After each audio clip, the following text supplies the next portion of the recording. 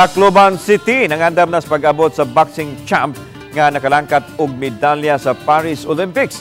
Nangandam ang City Hall kung kanus makauli ang bronze medalist nga si Ira Villegas alang sa Heroes Welcome ngay tunol kaniya. Base usab sa nahaunang City Ordinance sa Tacloban nga napasal sa maging tuig incentive nga madawat ni si Ira. Adunay incentive nga madawat si Ira. Gibutyag ni City Sports Officer Michael De La Peña gitingwa usab karon nga padak-an pa ang ihatag nga cash incentive alang sa Olympian.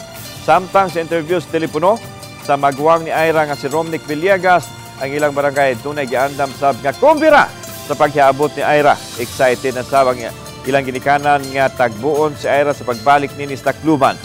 Apan wa pahibaw ikano sa tungod sa kadaghan sa imbitasyon kaniya. Hindi pa alam. Sunod nga yung mga tawag sa kanya, mga ibang agency, private at government. Isip siguro habang may opisina, mga patawag yun sa mga government agencies.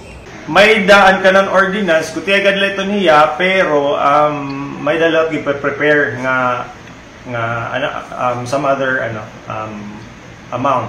Di ko naman i-disclose yan. And based on ordinance nga approved last year, ang konseho,